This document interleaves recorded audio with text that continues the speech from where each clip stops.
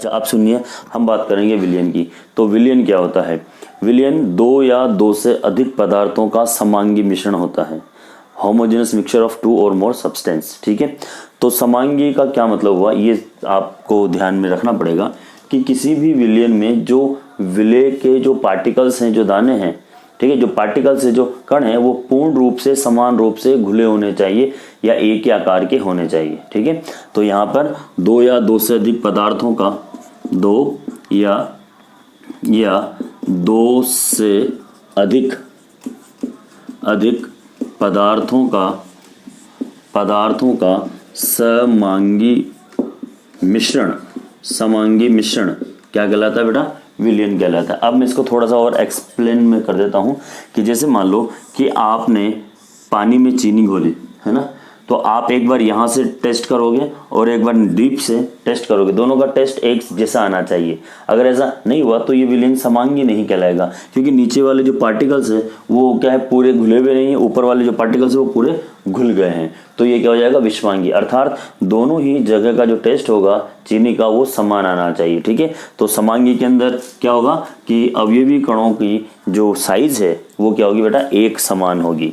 ठीक है, और विषमांगी में क्या होता है? विषमांगी के अंदर अवयवी कणों की जो साइज है वो क्या होती है? भिन्न भिन्न होती है, वो होता है विषमांगी विलयन। अब देखिए यहाँ पे घटकों के आधार पर इसको अलग अलग भागों में बांटा गया है। अगर यहाँ पे दो घटक है तो उसे बोलते हैं द्विअंगी विलयन। द्विअंगी जैसे देखो यहाँ पे पानी और नमक, तो दो घटक हो गए, इसे हम बोलते हैं द्विअंगी विलयन। अगर तीन घटक होंगे तो उसे बोलेंगे त्रिअंगी विलयन, है ना। ठीक है, टर्नरी सॉल्यूशन। जैसे देखिए पानी ले लो, फिर नमक ले लीजिए और फिर उसके अंदर शक्कर भी मिला दीजिए।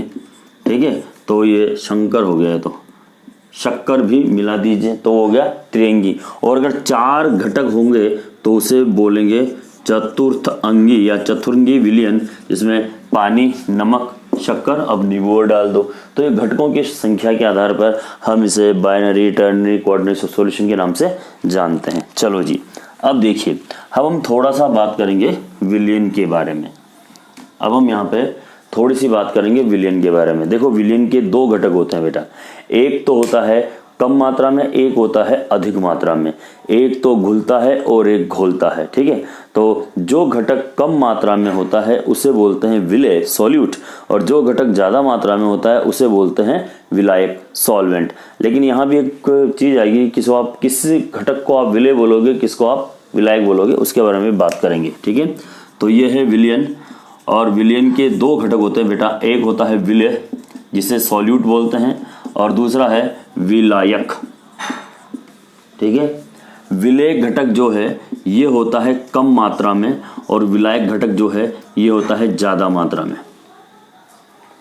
ठीक है, लेकिन यहाँ पे हम ऐसे देखेंगे कि जो घटक घुलेगा वो तो होगा विलय, और जो घटक घोलेगा वो होगा विलायक। जैसे पानी में चीनी डाल दीजिए, है ना, 100 ग्राम, तो अब क्या हो गया, ये जो चीनी है वो तो हो गई विलय, और पानी क्या हो गया बेटा? विलायक हो गया। तो इस तरह से यहाँ पे विलय और विलायक दो घटक होते हैं किसी भी विलयन के। अब हम यहाँ पे बात करेंगे विलय की मात्रा के आधार पर, विलयन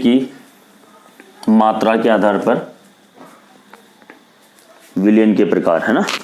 तो आगे हम बात कर रहे हैं आप विलय की मात्रा के आधार पर।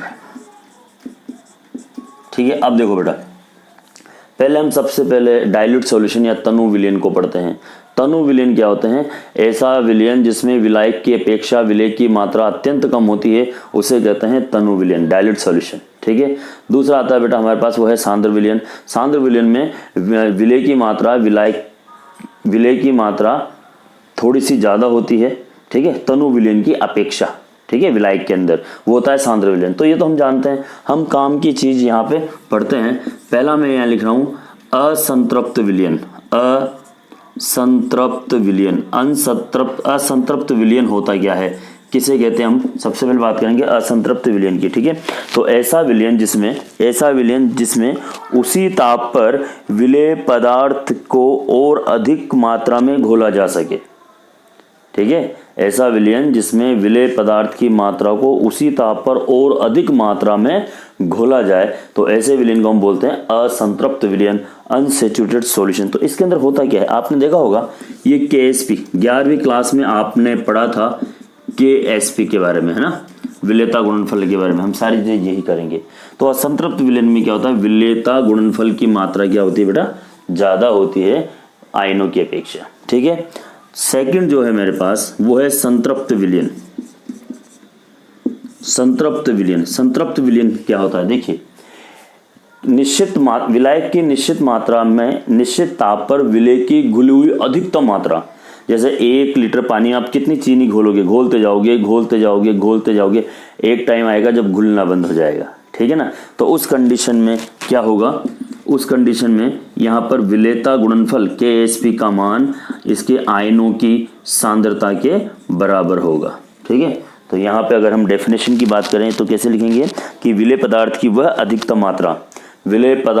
अधिकतम मात्रा जो निश्चित आयतन के विलयन में निश्चित ताप पर अधिकतम घोली जा सके, उसे हम बोलते हैं संतृप्त विलयन, ठीक है। और तीसरा जो मेरे पास पार्ट है वो है अति संतृप्त विलयन।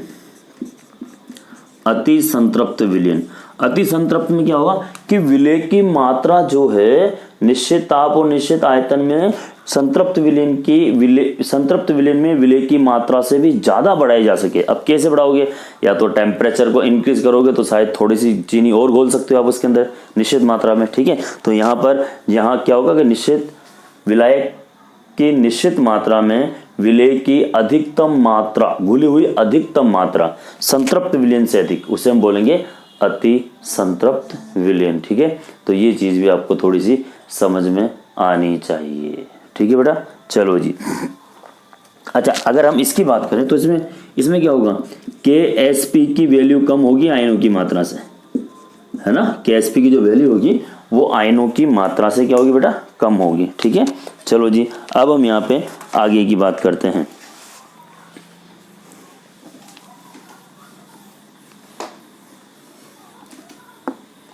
भौतिक अवस्था के आधार पर विलयन, ठीक है, के प्रकार। भौतिक अवस्था के आधार पर विलयन के प्रकार, तो कौन कौन से विलयन है, किस किस प्रकार के विलयन है, हम उसके बारे में थोड़ी सी बात करेंगे। पहले बात करेंगे हम ठोस विलयन की। ठोस विलयन हम किसे कहते हैं भाई, ठोस विलयन ऐसा विलयन जिसमें विलायक क्या होगा, ठोस होगा, और जो विलेय है, जो घुलेगा, वो ठोस भी हो सकता है, द्रव भी हो सकता है और गैस भी हो सकता है, ठीक है बेटा। दूसरा हम यहाँ पे बात करेंगे द्रव विलयन की। द्रव विलयन कैसा होगा, जिसमें विलायक क्या होगा, द्रव होगा, और जो विलेय है, घुलने वाली मात्रा है, वो ठोस भी हो सकती है, द्रव भी हो सकती है और गैस भी हो सकती है। और तीसरा जो विलयन का प्रकार है हमारे पास वो है गैसीय विलयन, ठीक है। इस गैसीय विलयन में होगा क्या वो समझना आपको। गैसीय विलयन में जो विलायक होगा वो क्या होगा, गैस होगा, और जो विलेय है वो ठोस, द्रव और गैस। अर्थात विलायक की भौतिक अवस्था के आधार पर हम 3 भागों में बांटते हैं विलयन को, ठोस विलयन, द्रव विलयन और गैसीय विलयन। और 1 के 3 हैं तो तीनों के मिलाकर कितने जाएंगे, 9 टाइप्स, 9 प्रकार के विलयन होते हैं, जिसके बारे में हम यहाँ पे बात करने वाले हैं, ठीक है। चलो जी, मैं यहाँ एक टेबल बनाऊंगा, बहुत सी बार इस टेबल में से भी क्वेश्चंस आ जाते हैं आपके पास, ठीक है। तो हम यहाँ पे बात करेंगे आप लोगों से, ठीक है, सॉल्यूट के बारे में, सॉल्वेंट के बारे में, और फिर उसके एग्जाम्पल, ठीक है। तो पहले मैं यहाँ लिखता हूँ गैसीय विलयन। क्या है बेटा, गैसीय विलयन। अब गैसीय विलयन में यहाँ मैं लिख रहा हूँ सॉल्वेंट, विलायक। यहाँ क्या लिख रहा हूँ बेटा मैं, विलायक, और यहाँ लिख रहा हूँ मैं विलेय, और यहाँ है इसका एग्जाम्पल, उदाहरण, ठीक है। तो गैस तो होगा विलेय, विलायक, और ठोस, लिक्विड और गैस, ये तीनों चीज है सब जो आपको यहाँ पे एग्जाम्पल के तौर पे बतानी है, ठीक है। तो यहाँ पे गैस ज्यादा मात्रा में, ठोस कम मात्रा में। एग्जाम्पल बताओ बेटा, उदाहरण बताइए आप इसका, ठीक है। एग्जाम्पल इसका धुआं, वायुमंडल में धूल मिट्टी के कण भी होते हैं। कपूर, ठीक है, आप देखिए सॉलिड भी होता है, उसको गर्म करते हैं तो गैस भी हो जाता है। ऊर्ध्वपाती ठोस भी यहाँ किसके एग्जाम्पल हो सकते हैं, और वायुमंडल में धूल मिट्टी के कण भी इसका एग्जाम्पल हो सकते हैं। सेकंड है गैस लिक्विड, गैस ज्यादा होगा और इसमें लिक्विड क्या होगा, कम होगा, तो क्या होगा बेटा, क्लोरोफॉर्म, जलवाष्प, वायु का मिश्रण। सबसे पहले हम लिखते हैं यहाँ पे जलवाष्प, वायु का मिश्रण, क्योंकि वायु में नमी भी होती है, ह्यूमिडिटी भी होती है, हम अखबार आता है तो पढ़ते हैं आर्द्रता इतनी प्रतिशत, ठीक है। गैस का गैस में विलयन, तो यहाँ पे समान गैसीय विलयन, वायुमंडल में गैसों का विलयन है बेटा, है ना, वायुमंडल, ठीक है, या दो गैसों का विलयन, हम इस तरह से भी इसको लिख सकते हैं। तीसरा देखो बेटा, द्रवीय विलयन। द्रव्य विलयन में विलायक क्या होगा, द्रव होगा, और विलय क्या होगा, ठोस, द्रव और गैस। चलो जी, अब आप यहाँ पे बता सकते हो कि लिक्विड इन सॉलिड किसका एग्जाम्पल है। इसमें क्या होगा, लिक्विड तो होगा ज़्यादा और सॉलिड होगा कम ना, लिक्विड और सॉलिड। शर्करा विलयन लिख लो, जितने भी अपन विलयन लिखते हैं, शर्करा विलयन, है ना, बहुत सारे विलयन हैं, आप किसी के बारे में भी यहाँ पे आराम से लिख सकते हो। लिक्विड लिक्विड, लिक्विड और लिक्विड दोनों क्या होगा, जल एल्कोहल, ठीक है, जल एल्कोहल आप लिख सकते हो, ठीक है, इसका एग्जाम्पल। तो जल में एल्कोहल का मिश्रण, ठीक है। अच्छा, लिक्विड और गैस, गैस कम मात्रा में होगा और लिक्विड होगा ज्यादा मात्रा में, तो ये क्या है, जल में घुली हुई। सोडा वाटर सबसे अच्छी है, दैनिक पेय पदार्थ, सोडा वाटर या जल में घुली हुई, जल में घुली हुई ऑक्सीजन, जो जलीय जीव जंतुओं के लिए आवश्यक होती है, ठीक है। फिर हम बात करेंगे यहाँ पे ठोसीय विलयन की, ठीक है। इसमें आपको पता चलेगी, अब ठोस ठोस, ठोस, लिक्विड और गैस, ये तीनों चीजें आपको यहाँ पे लिखनी है। ठोस का ठोस में विलयन कौन सा होगा, मिश्र धातुएं, एलॉय, जितने भी मिश्र धातु हैं वो इसका अच्छा एग्जाम्पल है ना। तो यहाँ पे एलॉय या फिर कोयले की खान में हीरा, है ना, इस तरह के बहुत सारे इसके एग्जाम्पल हैं, है ना। तो यहाँ पे यहाँ लिख देता हूँ मैं मिश्र धातुएं, मिश्र धातुएं, है ना, प्लेटिनम और सोना का मिश्रण भी लिख सकते हैं अपन, कोई सा भी।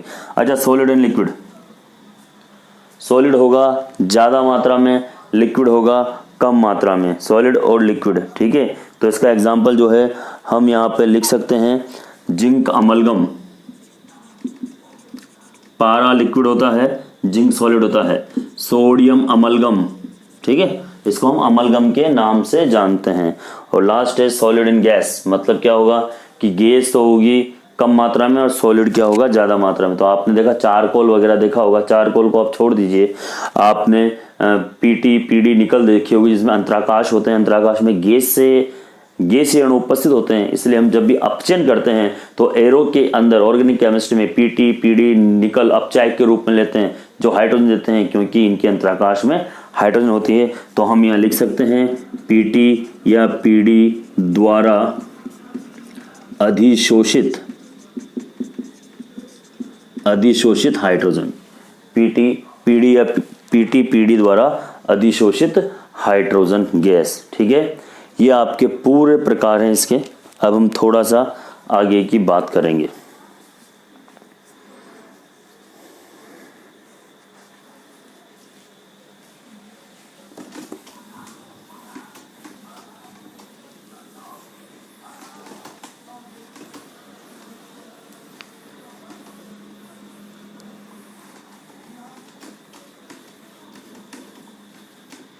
अब हम बात करेंगे यहाँ पे सांद्रता की, है ना, सांद्रता और उसकी इकाइयाँ। तो सांद्रता क्या होती है और हम किस तरह से उसको डिनोट करते हैं। सांद्रता को हम लिखते हैं मोलों की संख्या बटा आयतन। तो मोलों की संख्या द्रव में भी हो सकती है, ठोस में भी हो सकती है ना, आयतन और आयतन। तो ये सांद्रता की अलग इकाइयाँ हैं। ठीक है। तो हम सांद्रता की इकाइयों की बात करेंगे। पहले सांद्रता के बारे में समझ लीजिए और फिर हम बात करेंगे सांद्रता की इकाइयां, यूनिट्स ऑफ कंसंट्रेशन, ठीक है। तो बेटा पहली इकाई है इसकी, है ना, वो आपको समझना है, वो है भार आयतन इकाई। भार आयतन इकाई मतलब इसमें जो विलेय है वो तो भार के रूप में होगा बेटा, और जो विलायक है वो आयतन के रूप में होगा, है ना। जो विलायक होगा वो आयतन के रूप में होगा। इसको बोलते हैं weight by volume. 11th class में सब पढ़ा दिया था मैंने आपको, सब A to Z चीज़ें, क्योंकि मैंने कहा था आपका, मैंने 30% 40% कोर्स 11th में ही कंप्लीट करवा दिया था आपको। वही चीज़ें, कोई नई चीज़ नहीं आपके लिए ये, ठीक है। तो ये कौन कौन सी है हम इसके बारे में यहाँ पे बात करेंगे। दूसरा है बेटा मेरे पास यहाँ पर भार इकाई। यहाँ पे तुम्हें पता है कि विलेय भी भार के रूप में और विलायक भी भार के रूप में ही आएगा। विलेय और विलायक दोनों को हम यहाँ पे भार इकाइयों के रूप में रिप्रेजेंट करेंगे, ठीक है, जिसको हम बोलते हैं वेट बाय वेट। अब जैसे मैं समझाता हूँ, है ना, 1 लीटर पानी में 100 ग्राम नमक, तो पानी क्या हो गया, विलायक, और नमक ग्राम में मैंने बोला है, तो ये क्या है, भार आयतन इकाई। मैंने कहा 1 किलो आटे में 10 ग्राम नमक, तो आटा किलोग्राम में बोला है मैंने, है ना, और नमक को भी मैंने भार के रूप में बोला है, तो यह है भार इकाई। तो ये 2 इकाइयां हैं जिसके बारे में हम यहाँ पे बात करेंगे, ठीक है। मास परसेंटेज वगैरह की कोई इकाई नहीं होती, सॉरी मोल फ्रैक्शन वगैरह की कोई इकाई नहीं होती, जिनके बारे में अपन अलग से ही चर्चा करेंगे विस्तार पूर्वक, ठीक है। तो ये भार इकाइयाँ और यहाँ पे है भार आयतन इकाइयाँ, इसी के बारे में मैं यहाँ पर आपसे बात करने वाला हूँ, ठीक है। तो मेरे पास यहाँ पहली इकाई है, ठीक है, वो है द्रव्यमान प्रतिशत। पहली इकाई है द्रव्यमान प्रतिशत। हमें इसके न्यूमेरिकल भी साथ साथ करते जाना है, हमें इसके न्यूमेरिकल भी साथ साथ करते जाना है। देखिए ये है 100 ग्राम विलायक,